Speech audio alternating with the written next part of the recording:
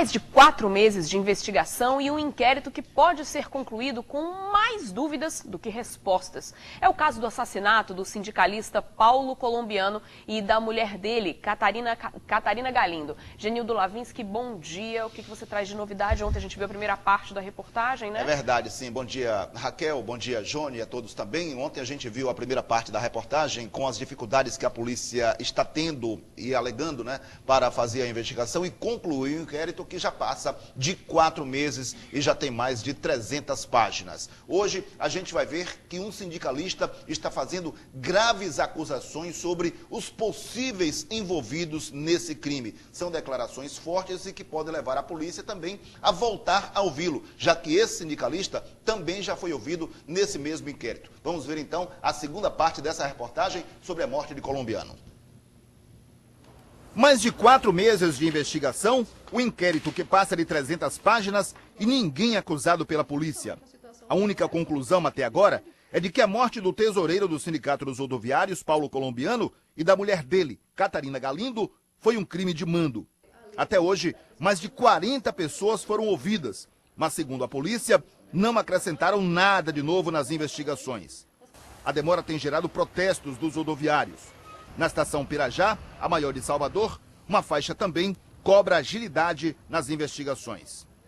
As denúncias sobre os motivos do crime surgiram ainda na noite e no dia seguinte às mortes. Vocês sabem de quem estava partindo essas ameaças? Das chapas que estava concorrendo. A gente presume que seja isso, a briga de eleição sindical. Nós sabemos que Paulo Colombiano deve ter descoberto algo de errado nesse sindicato. A CTB, que era liderada por Paulo Colombiano, que entrou no intuito de descobrir o que estava errado dentro do sindicato. Mesmo com essas denúncias, a polícia continua tendo dificuldade nas investigações. A alegação é a falta de provas para o que aconteceu. Paulo Colombiano era tesoureiro de um dos sindicatos mais atuantes e polêmicos da Bahia. A entidade reúne a categoria responsável pelo transporte de quase 45 milhões de passageiros por mês. Falar do Sindicato dos Rodoviários é falar em poder e falar em números que impressionam. São 80 diretores dentro do sindicato, que tem 52 funcionários, além do Conselho Fiscal. O sindicato, que tem 14 mil associados, arrecada por ano em torno de 5 milhões de reais só nas mensalidades, sem falar na soma da contribuição sindical anual. E o sindicato tem outro número que impressiona mais ainda: a arrecadação mensal do Serviço de Assistência Médica, que chega a 2 milhões de reais. Na sede do sindicato, o ambiente ainda é tenso, mesmo mais de 4 meses depois do crime. O presidente do sindicato da categoria, Manuel Machado, só anda cercado por seguranças. Na sala onde trabalha, uma câmera ajuda na vigilância. O presidente mostra preocupação com o resultado do inquérito e diz que já pediu audiência ao secretário de Segurança, mas ainda não foi atendido. Como leigo, eu acho, como grande interesse que tenho de saber do resultado, com certeza, para mim, esse resultado teria que sair no dia seguinte. O senhor tem alguma dúvida de que a morte dele tem algum tipo de relação profissional ou não? Não, essa dúvida eu não posso externar, eu não sei o que ocorreu.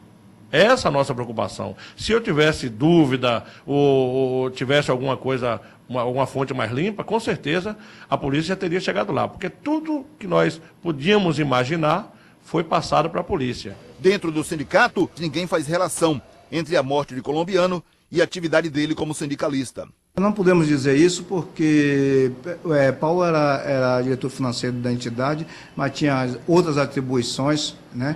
Era coordenador de uma central, era dirigente de um partido, então várias outras atribuições ele tinha inerente a dos rodoviários. O que é que a polícia tem procurado saber dos diretores daqui?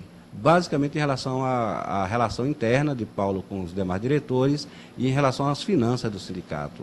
Nós, inclusive, no último ofício que nós mandamos para o secretário de Segurança Pública, nós reclamamos exatamente isso, que o objeto principal da investigação, ao nosso ver, estava desvirtuado porque estava muito centrado nas finanças do sindicato. Ou seja, a polícia, ao meu ver, estava convencida de que, no primeiro momento, de que aquele fruto tinha sido originário de uma disputa interna do sindicato, coisa que nós temos certeza que não era verdadeira. Por que o senhor tem certeza disso? Porque Paulo tinha uma relação muito franca, muito aberta com todo mundo. E nós sempre tivemos também essa relação com Paulo. Na Força Sindical, um dos braços políticos dos rodoviários, Mário Kleber de Menezes Costa não economiza acusações contra a atual diretoria do sindicato. Paulo Colombiano sempre foi ameaçado por eles. Teve assembleia de Paulo Colombiano, quando estava na Chapa 2, que eles chegaram a invadir o sindicato metalúrgico. Isso está no processo perante a justiça. Foi feito um BO de ocorrência na delegacia, foi entregue a delegada, entregue na mão do delegado que está investigando o caso da morte de Paulo Colombiano. Ou seja, nós estamos provando que nesse decorrer do tempo todo, sempre Paulo Colombiano foi ameaçado, sua vida física, pelos dirigentes sindicais. Eu não posso afirmar isso, não tenho como afirmar isso. Eu espero que a polícia descubra. Acho que essa eleição passada saiu muita gente descontente, né, porque o nosso agrupamento ganhou a eleição. Espero que a polícia descubra e vá nesse viés. A diretoria tem hoje cerca de 80 pessoas. Existe um nome específico que tenha interesse em estar matando pessoas que são oposição? Hoje nós, da Chapa 4, suspeitamos da diretoria em relação a 3 pessoas. O presidente da federação, que é o chefe de gabinete de J. Carlos, também assessor dele, Deladier Nunes de Alencar, né, que é um cidadão que é de total confiança de J. Carlos, o J. Carlos e o Manuel Machado. Esse rapaz é um irresponsável, né?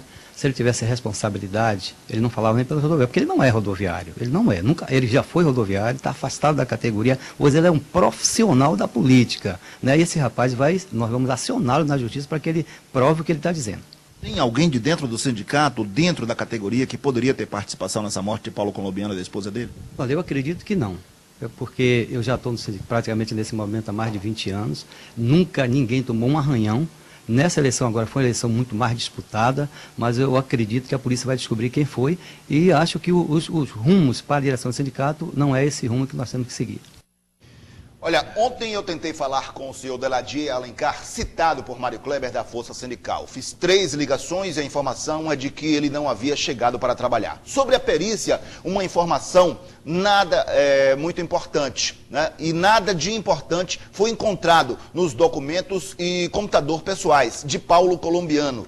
Os peritos estão mesmo concentrados no exame do contrato que o sindicato tem com uma empresa de assistência médica. É que a polícia já sabe que uma das discordâncias de Paulo Colombiano com os diretores do sindicato era por causa da forma como o contrato foi feito. E segundo os depoimentos já dados, ele pretendia fazer mudanças. E mais uma informação, a polícia já identificou e vai ouvir também os seguranças do presidente do sindicato, Manuel Machado. E até a próxima semana é provável que a polícia envie o inquérito para o Ministério Público. Como ainda não deve haver indiciados, o inquérito deve voltar para a Delegacia de Homicídios, que ganha assim mais tempo para continuar com as apurações. E aí sim terá 30 dias para apontar os responsáveis pela morte de Paulo Colombiano e da mulher dele, Catarina Galindo. Um caso cheio de mistério e a gente vai continuar acompanhando bem de pertinho, não é isso? Com certeza.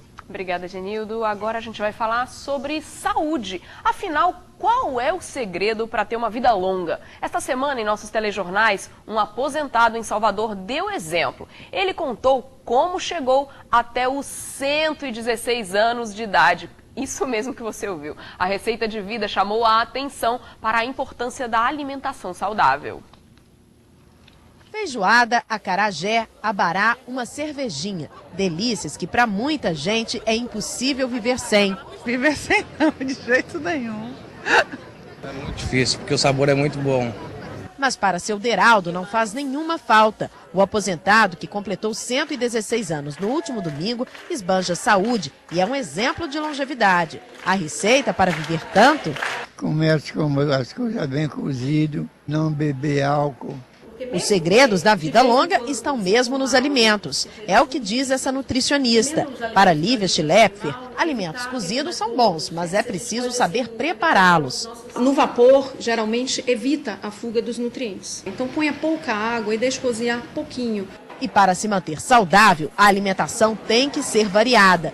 Frutas, verduras, leguminosas, que é a família dos feijões, como são chamados popularmente.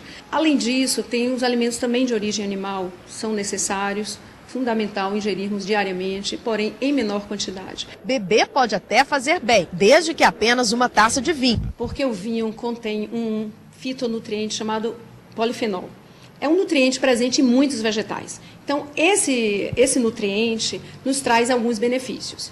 Primeiro, ele é um rico antioxidante. Ele diminui a quantidade de radicais livres no nosso organismo.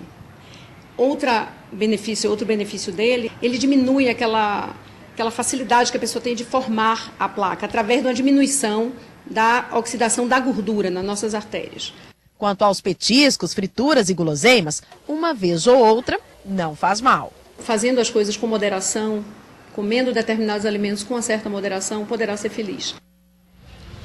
Olá, bom dia para você. Nós falamos ao vivo agora, direto da Central de Abastecimento do Vale do Ogunjá, aqui em Salvador. Aproveito para dar parabéns aí a seu Deraldo, 116 anos, com muita saúde, muita vitalidade. É um exemplo, sem dúvida, para todos nós. E olha, nós estamos aqui ao lado do cardiologista, o Dr. Maurício Nunes, que vai nos ajudar, vai continuar conversando com a gente a respeito desse assunto. E também a gente vai agora circular por aqui para mostrar a grande variedade que há na Ceasa, frutas, verduras, alimentos saudáveis para todo mundo. E a gente vai andando aqui para conversar com o doutor e saber exatamente qual é a relação, doutor, que há entre esses alimentos, né, que a gente está vendo aí nas imagens, e qualidade de vida. Quer dizer, viver bem, viver muito, depende, claro, do que a gente come, né? Bom dia. Bom dia, Ricardo. Bom dia, meus amigos telespectadores. Como os senhores estão vendo, estamos mostrando uma variedade muito grande de frutas e verduras aqui no Ceasa.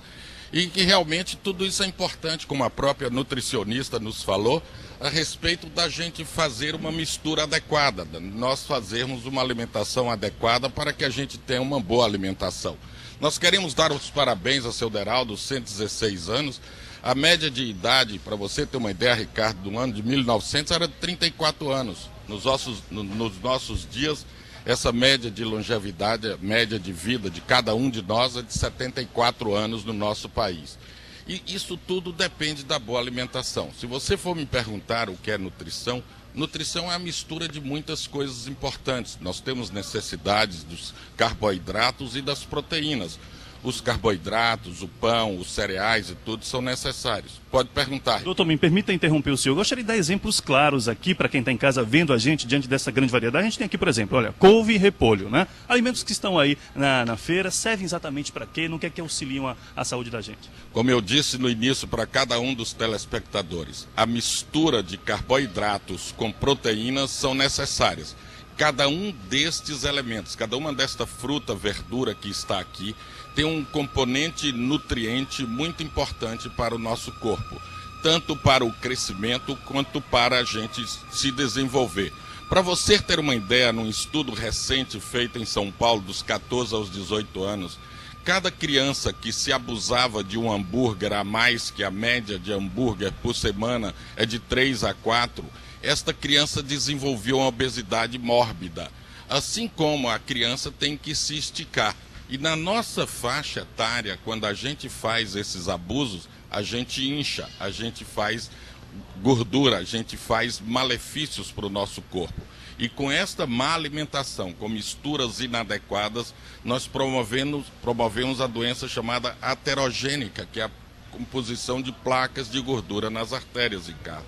Isso é muito sério. Pois é, doutor, os médicos sempre falam, quanto mais verde, quanto mais colorido o nosso prato, mais saudável a nossa alimentação. Rapidamente, doutor, combinação de alimentos pode também trazer algum tipo de prejuízo? Leite e manga, por exemplo?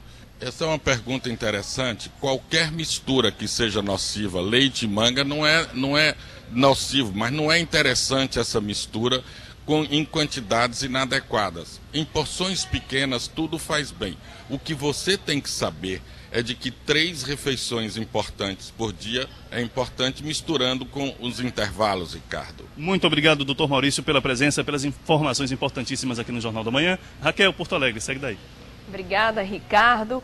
Como crescer economicamente, melhorar a vida das pessoas e não prejudicar a natureza? É o desenvolvimento sustentável, um dos assuntos do próximo bloco. E aqui no estúdio, o presidente da Federação das Indústrias do Estado da Bahia fala sobre o papel da indústria neste processo. Agora, às 7h38. Essas são imagens da Avenida Inácio Tosta Filho, no centro de Itabuna. Hoje a temperatura máxima na cidade é de 29 graus e a mínima fica em 21.